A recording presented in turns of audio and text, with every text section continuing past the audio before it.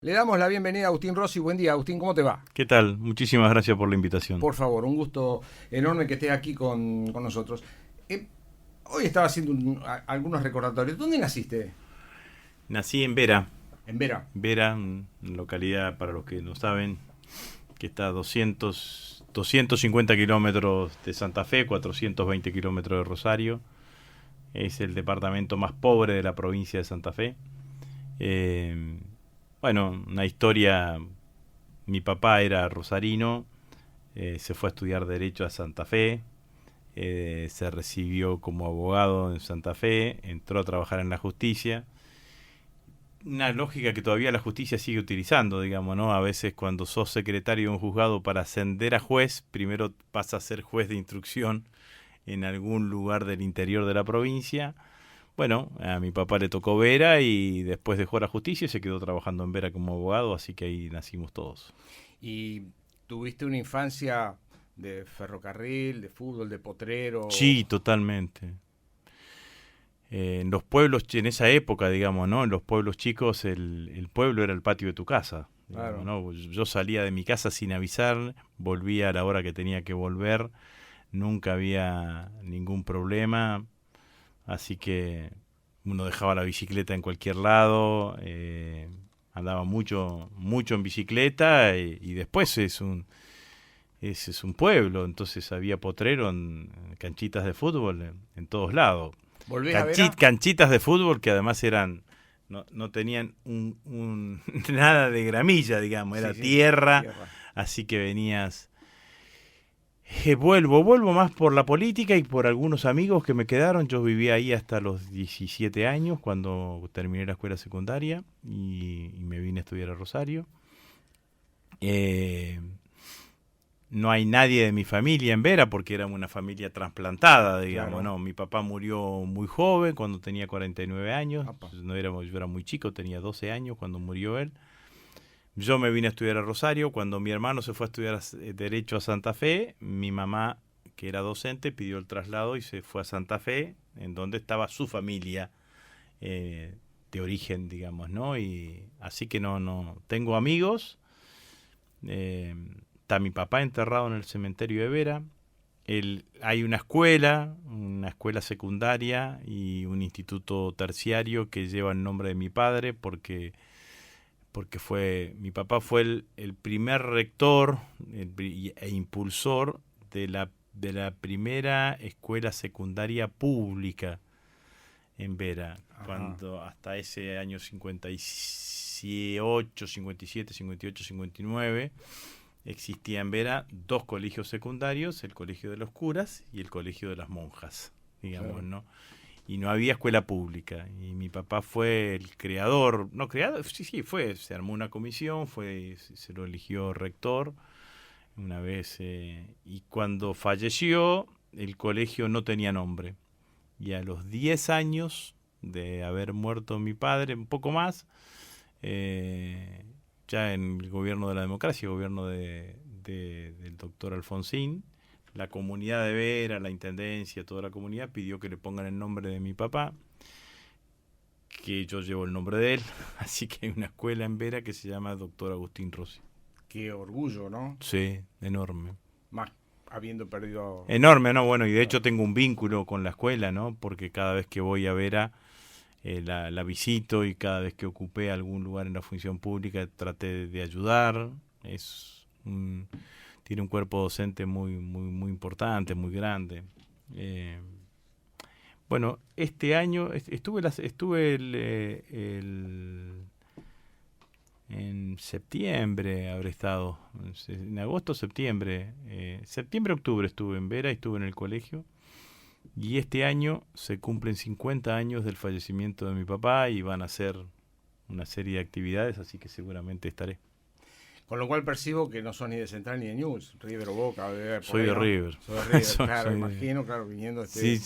Claro, este año te diste todos los gustos. Bueno, hace bastante, digamos. Bueno, hace bastante.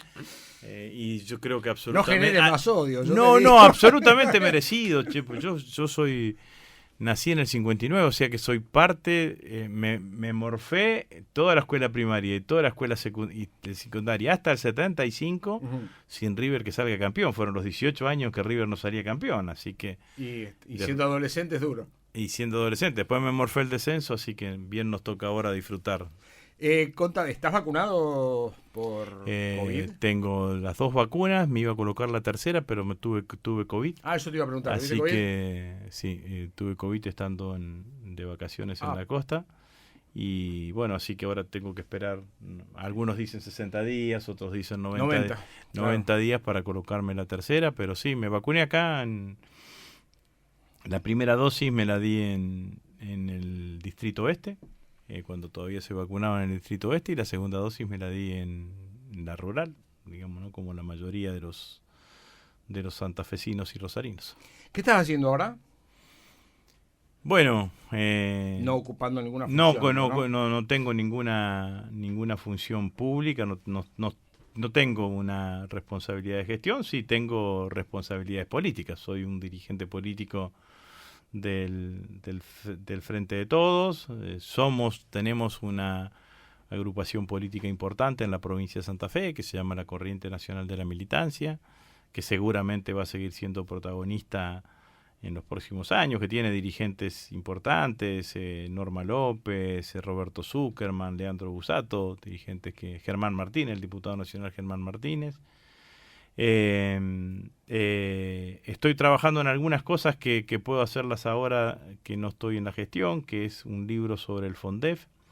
El FONDEF es el Fondo Nacional para la Defensa, es un fondo que se creó a partir de un proyecto de ley que yo impulsé cuando era diputado nacional y cuando me enteré que el presidente me convocaba nuevamente para ser ministro de Defensa, y que es un fondo de asignación específica para el reequipamiento de las Fuerzas Armadas. El año pasado se invirtieron 33.000 millones de pesos, este año van a estar destinados 55.000 millones de pesos para reequipar a las Fuerzas Armadas, que venían con una curva de desinversión importante de hace muchísimo tiempo. Y estoy escribiendo ese libro y compilando distintas opiniones porque me parece que es un proyecto estratégico. Se va a llamar el FONDEF una política de Estado, así que eso también me lleva bastante tiempo y ocupado y entusiasmado además con eso. De las elecciones para acá hubo mucho silencio tuyo, no tuviste muchas apariciones. Esto por una decisión propia, elegiste tomar un descanso. No. ¿Se dio la coyuntura así? Para decirlo claramente, después de las primarias, de las primarias hasta las generales, fue un silencio impuesto, digamos, ¿no? Me parecía, yo había perdido las elecciones y había un candidato. Había candidatos, que en el caso de la provincia era Marcelo Lewandowski, tenían que hablar los candidatos, y cualquier declaración mía o cualquier opinión mía podía entorpecer la estrategia electoral que ellos llevaban adelante, así que naturalmente ahí di un paso al costado. Después, me parece que lo que tiene que ver es que cuando uno no está con una función específica o no está desempeñando un cargo de gestión, en general genera menos atracción, digamos, menos atractivo para los propios periodistas, para los propios colegas de ustedes, que buscan al que está ocupando la función respectiva, digamos, ¿no? Digo, muy simple, cuando yo era ministro de Defensa, el 80% de las cuestiones, de las consultas que me hacían periodísticamente, tenían que ver con la problemática de la defensa. Había un 20% que tenía que ver con la política. Bueno, ese 80% ya no está, preguntan al ministro de Defensa. El otro 20% sí está, pero bueno, es un 20%.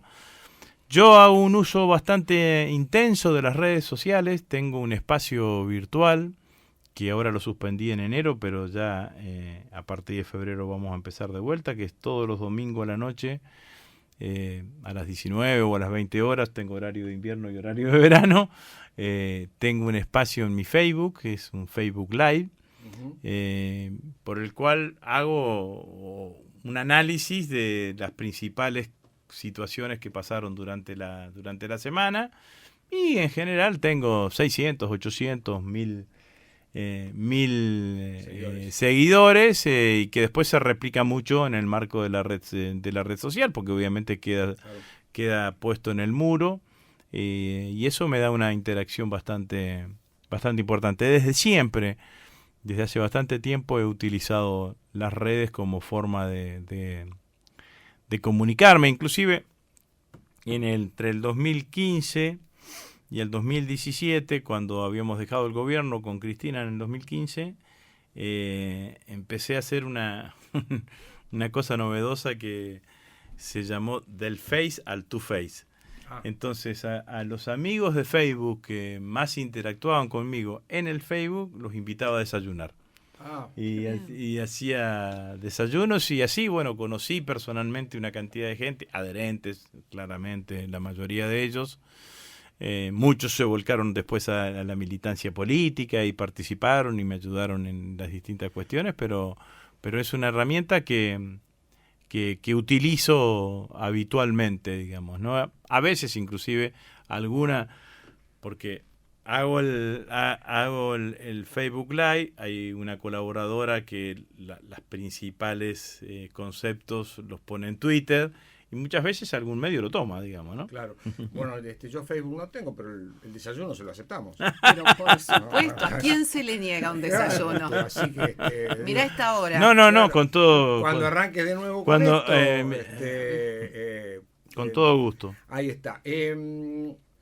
¿Cuál es la evaluación ya a unos meses de los resultados de las elecciones? Bueno, por lo nacional y por lo provincial. No, en términos generales, a mí me parece que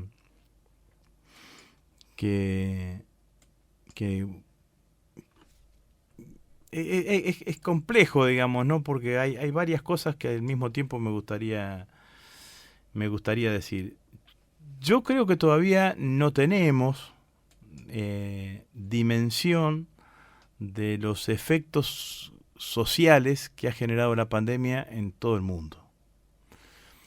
Yo creo que hay una cosa que a mí me parece, que yo percibo, que está muy presente en la sociedad general y en la sociedad argentina en particular.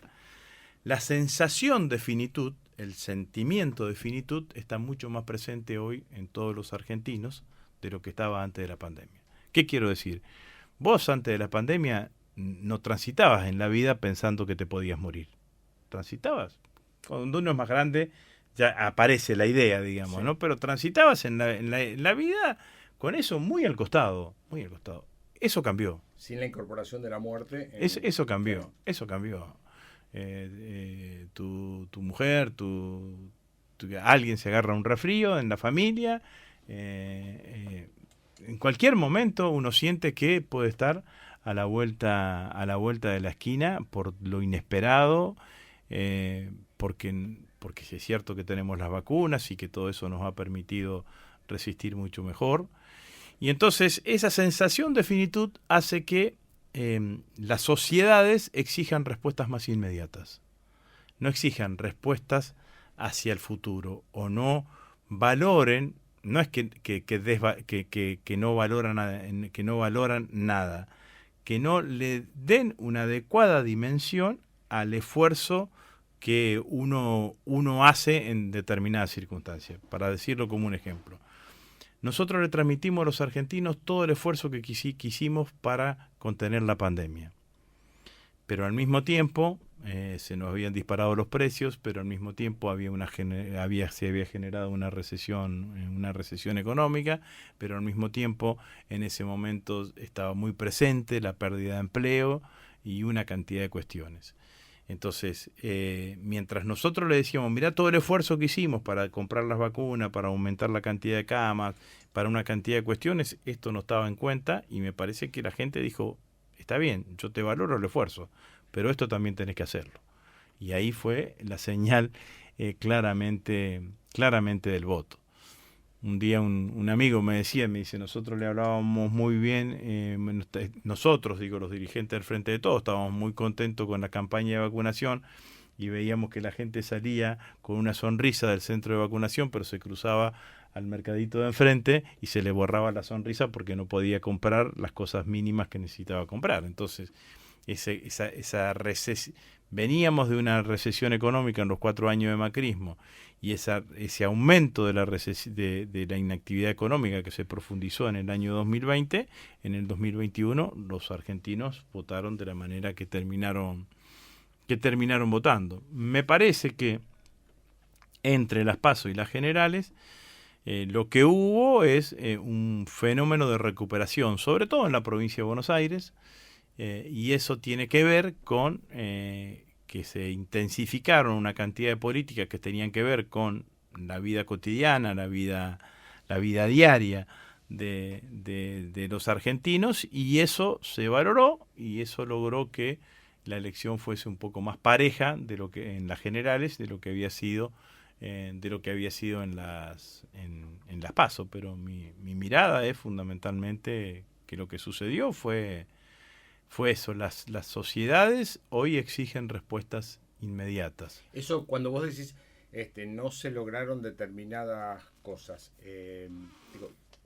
tiene un sesgo de autocrítica también para el gobierno, porque también hubieron un montón de otras desprolijidades que deben haber pesado en algún punto sin duda en la gente. Entonces,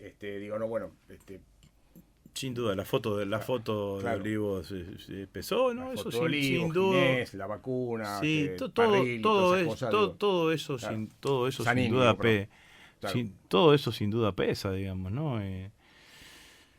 Estás pidiéndole un esfuerzo enorme al conjunto de la sociedad y eso exige ejemplaridad de parte de los dirigentes políticos. Yo creo que, así como dije que las sociedades exigen respuestas más inmediatas y que están menos predispuestas a esperar, esforcémonos porque en 1 año, en 2 años, sino que están pidiendo respuestas más inmediatas por esta cuestión de la inmediatez. También creo que estamos en un proceso de la política en donde la sociedad exige otra respuesta de parte de la política. Y esa respuesta de parte de la política es una política más austera, una política más horizontalizada, una política en donde los dirigentes políticos no reciten un dogma o una supuesta receta, sino que sean capaces de escuchar. Hay veces que las campañas publicitarias en las elecciones terminan siendo obscenas. Y cuando la gente agarra su celular y ve que aparece, te pones a ver cualquier cosa y aparece un dirigente político o el mismo dirigente político, bueno, todo eso me parece que exige una reformulación por parte de la política. Hay que tener mucha empatía para con la sociedad, a una sociedad como la Argentina que viene de crisis económica más todo lo que ha significado claramente la pandemia. Entonces esa empatía hay que expresarla de esta manera, tratando de entender qué es lo que está sucediendo en el conjunto de la sociedad. Junto 2 cositas. Cuando arrancamos, te pregunté casualmente dónde habías nacido y cómo había sido tu juventud, ¿no?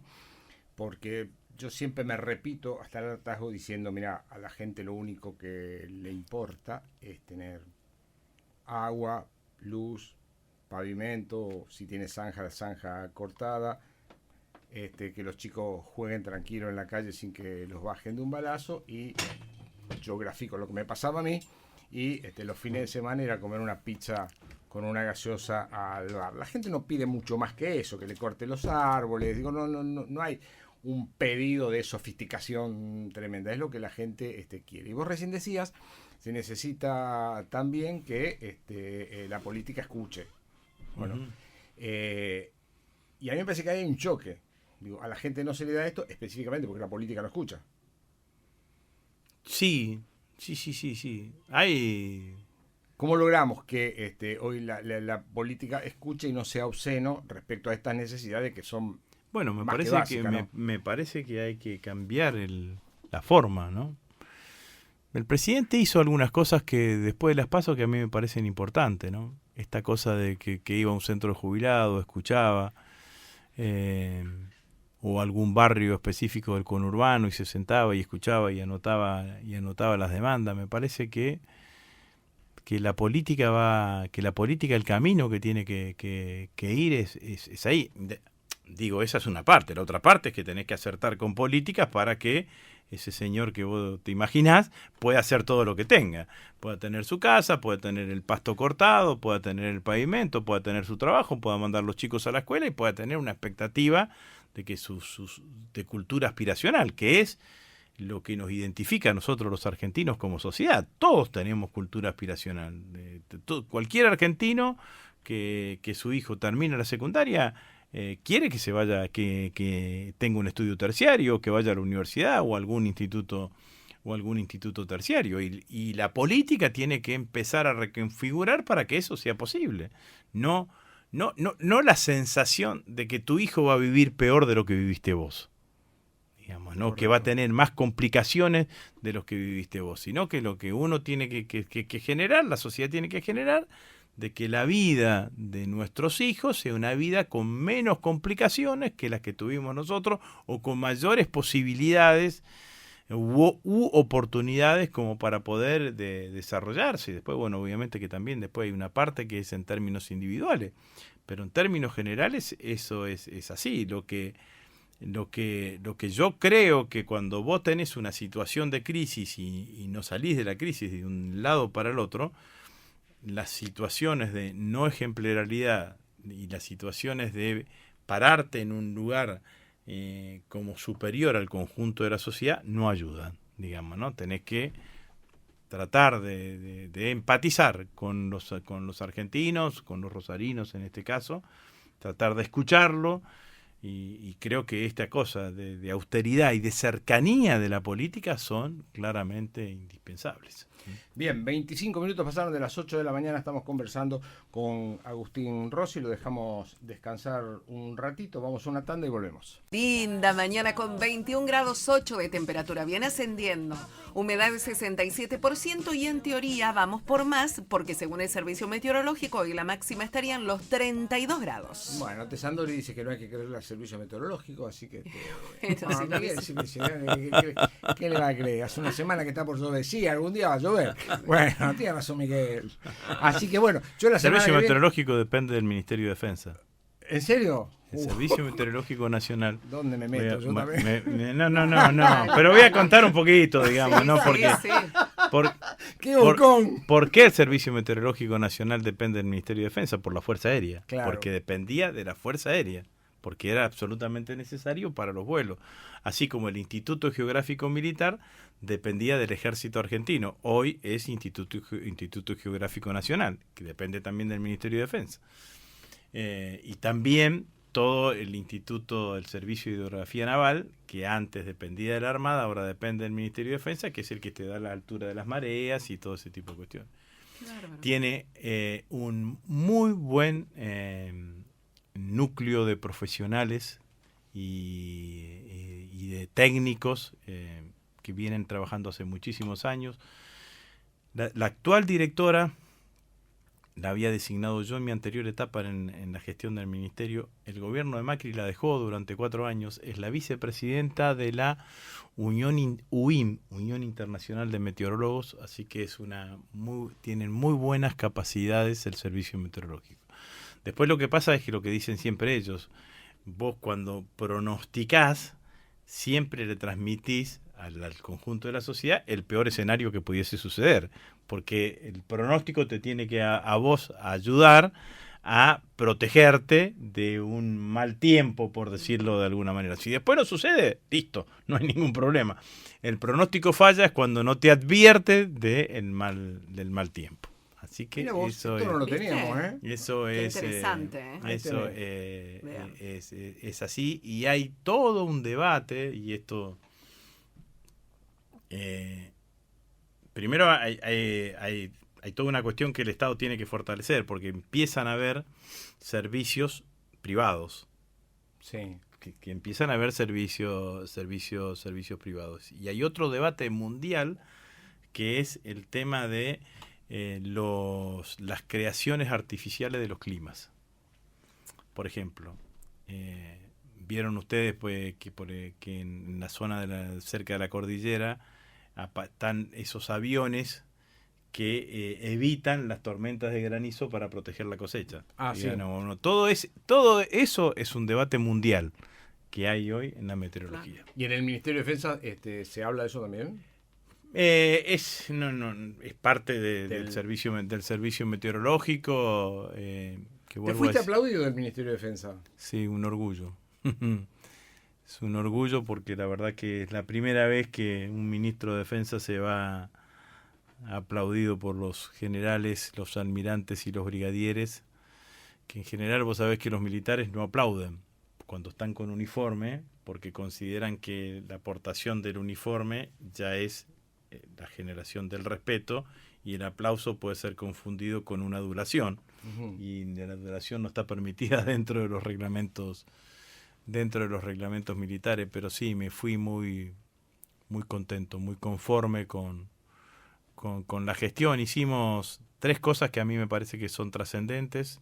Una dije recién, lo que es el FONDEF, la primera vez en la historia de la Argentina que las Fuerzas Armadas tienen un fondo de asignación específica para su reequipamiento. Si se mantiene en el tiempo por ley, que es como está ahora, en 10 años vamos a tener Fuerzas Armadas distintas.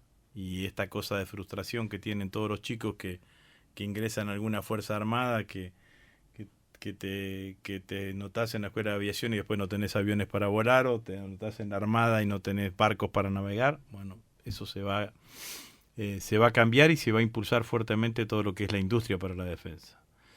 Lo otro que hice fue un acto de justicia, porque fue regularizar el haber del personal militar. El personal militar cobraba casi el 35-40% de sus haberes en negro.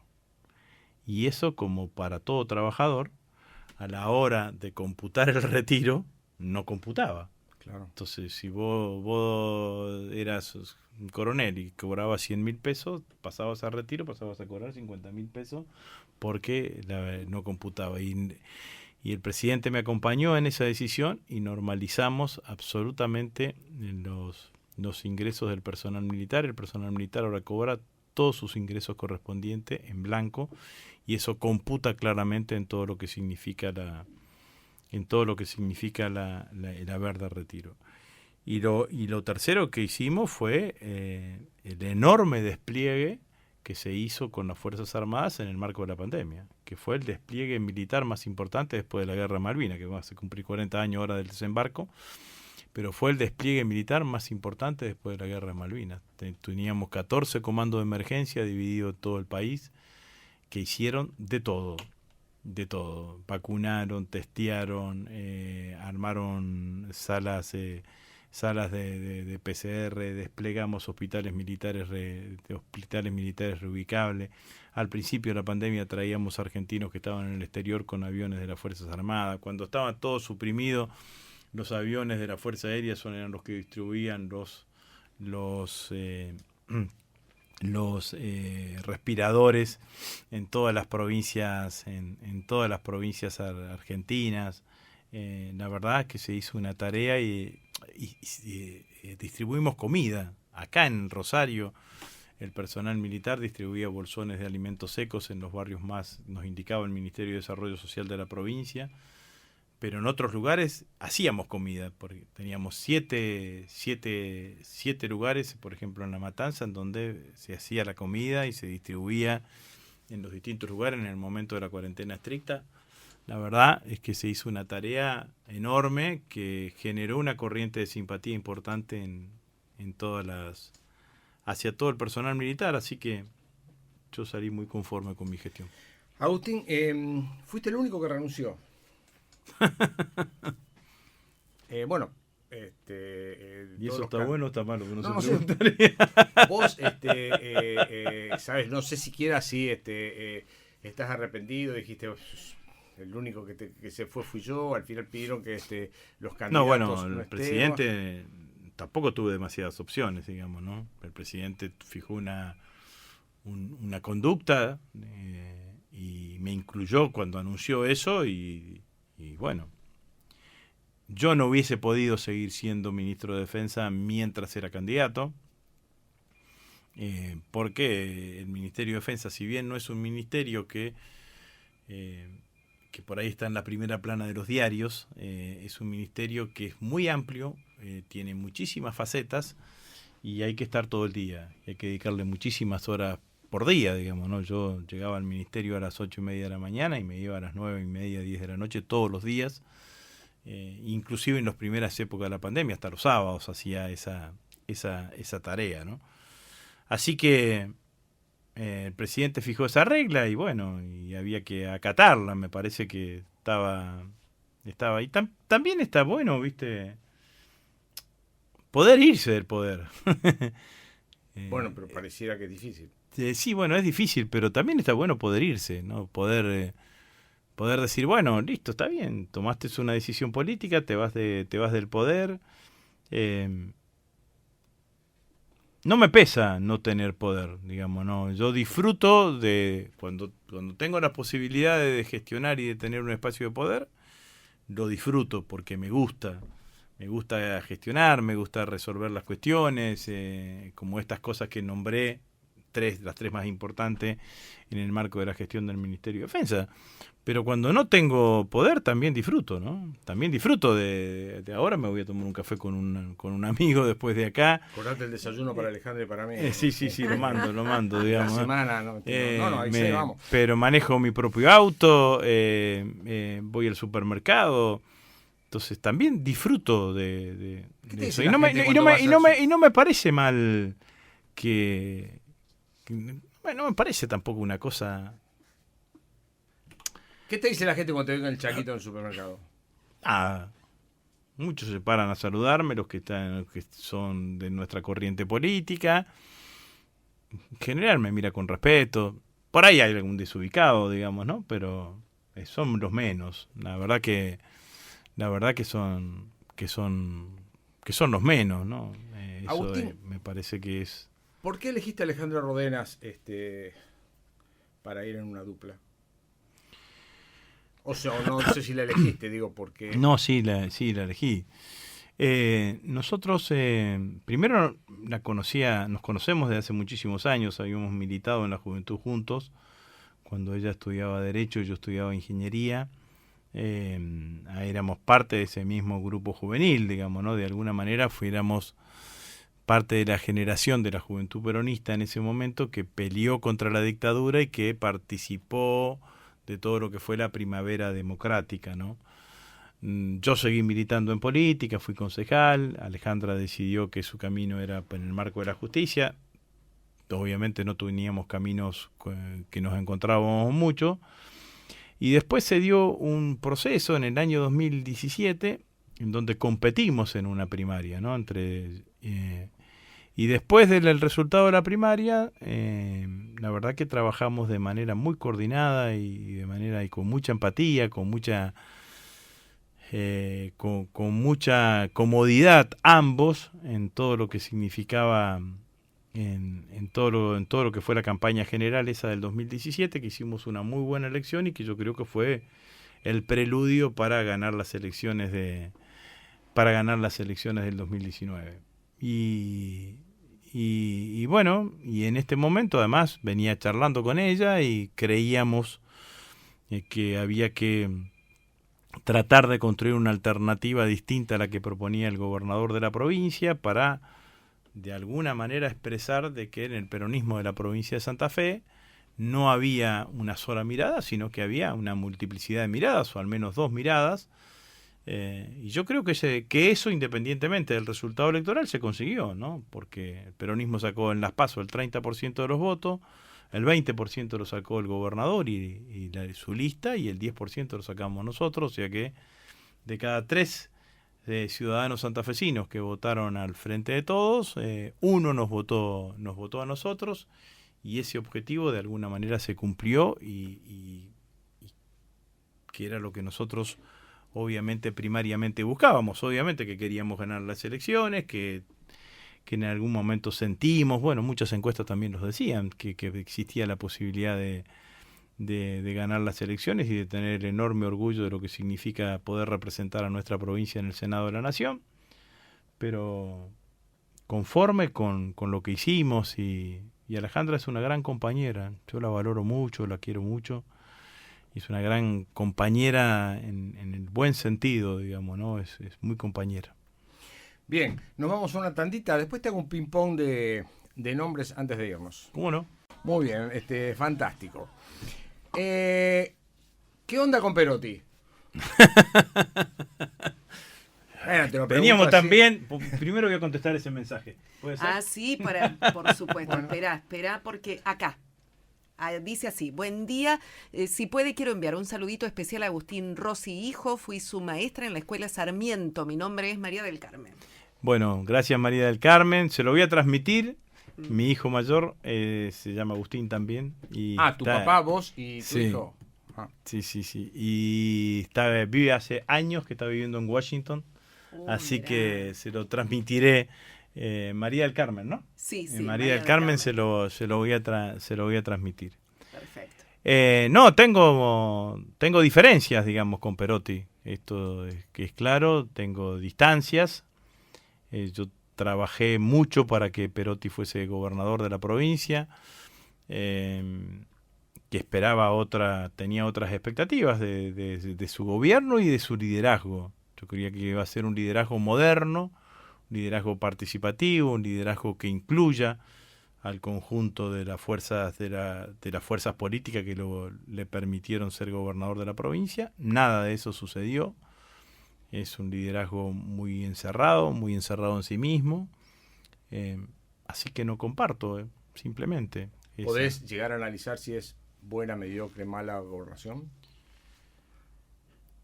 Puedo. No, en general no trato de no valorizar. de no valorizarla, pero me parece que ha tenido aciertos que todos reconocemos, como la billetera Santa Fe, el boleto educativo gratuito, que sin duda que son las dos políticas públicas más destacables. Nadie lo puede responsabilizar exclusivamente de las cuestiones de la inseguridad, pero sí es cierto que no empezó con el gobierno de Perotti, pero es cierto que en estos 2 años de gestión no hemos visto mejora alguna, y por el contrario, digamos, ¿no? En muchas circunstancias la cuestión ha empeorado, con idas y vueltas dentro del Ministerio de Seguridad, con una política cuando estabas ahí, parece otra política la que encabeza Araña. Eso es independiente, digamos, ¿no? Pero no me parece que sea lo más apropiado por todo lo que eso significa, digamos, ¿no? Pero y después me parece que en términos generales no parece ser una política en materia de educación que tenga una buena receptividad, sobre todo en el marco de los docentes. Sí parece que hay una política de obra pública bastante presente. Bueno, me parece que es un gobierno que tiene puntos altos y puntos bajos, y sin duda que los puntos más altos son los dos que dije, la billetera y el boleto educativo gratuito, y el punto más bajo, sin ninguna duda, para mí es seguridad y también educación. ¿Hapkin? Soy muy amigo de Pablo, ese es mi problema, entonces me cuesta juzgarlo. Soy muy amigo de hace muchísimos años, fui concejal con él durante un tiempo. Me parece que, bueno, que al igual de lo que fue la pandemia, al igual lo que le pasó al gobierno nacional, el gobierno provincial también en Rosario le pasó con el marco de la pandemia, y me parece que todavía hay expectativas sobre la gestión que tenga que llevar adelante. Bueno, pero aprovechamos para mandarle un fuerte abrazo, digamos, ¿no? Para que se recupere en una pelea. No le ha tocado fácil a Pablo en su vida, digamos, ¿no? Ya una vez tuvo un accidente, ¿te acordás? Uh-huh, sí. Difícil, y logró salir adelante. Esperemos que en esta oportunidad también lo pueda, digamos, ¿no? Hablé con él hace unos días y estoy seguro que la va a pelear y le va a salir adelante. Alberto Fernández. Yo tengo mucha expectativa de que va a poder ordenar la Argentina. Me parece que a él le pegó muchísimo todo, y a toda la gestión le pegó muchísimo la pandemia. nosotros el 1 de marzo del 2020 estábamos todos con él, acompañándolo en el Congreso de la Nación, que daba su mensaje. Y ese día, 2 días después, el 3 de marzo, se declaró el primer caso de COVID en la Argentina. 3 de marzo del 2020. Es decir, le había dado un mensaje para programar sus 4 años de gestión y 2 días después tuvo el primer caso de COVID en Argentina. Y a partir de eso, todo el 2020 hay que computarlo como un año en donde el esfuerzo exclusivo del Estado estuvo destinado a dar respuesta a esa problemática, con muchas preocupaciones. Yo estaba parte en el gobierno, viendo lo que sucedía en el mundo, que no suceda acá en nuestro país, y tratando de dar respuesta en este sentido, digamos, ¿no? A mí me parece que tiene ahora se le abre una enorme oportunidad de consolidar el crecimiento económico, despejado el horizonte financiero, el horizonte de financiamiento, de consolidar el crecimiento económico con inclusión social, que es lo que necesita la Argentina. Pero me parece que es un tipo que está poniendo todo lo que está a su alcance como para poder sacar a la Argentina adelante. Cristina. Bueno, la líder más importante que ha tenido la Argentina en los últimos años, ¿no? Sin ninguna duda. Injustamente perseguida por el macrismo, injustamente descalificada. La quiero mucho, Cristina, también. Me parece que es que lo que logró Cristina con sectores de la sociedad argentina y sobre todo con los sectores populares, no lo ha logrado ningún otro dirigente político después de Perón y Eva, ¿no? La verdad que tiene una adhesión en esos sectores populares muy fuerte, muy intensa. Es una líder carismática y que genera mucha épica, ¿no? Yo suelo decir que Néstor fue el fundador, el que inició el camino, el líder fundacional, Cristina la líder que le generó la épica al kirchnerismo, y Alberto es el líder consensual, es el que tiene que generar los consensos para que la Argentina se ordene y salga adelante.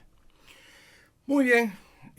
Tuvimos una hora casi con Agustín Rossi. Agustín, te agradezco muchísimo este madrugón del domingo. No, muchas gracias a vos. La verdad que hacía tiempo que no venía, y hacía tiempo que no hacía un reportaje tan largo, digamos, Te ¿no? pido disculpas. No, para nada, digamos, ¿no? Y creo que, bueno, con el nuevo sistema con la pandemia, que sí, todo se hizo, claro. Se hizo inclusive las notas por televisión, que se hacen por Zoom. Pero bueno, muchas gracias. La verdad que muy cómodo. Bueno. Muchas gracias por los cafés y el vaso de agua. La próxima vez vengo con factura.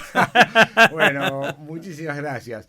Para nosotros también ha sido un gusto tenerlo a Agustín Rossi. Podrán o no estar de acuerdo, pero es genuino en cada una de sus declaraciones.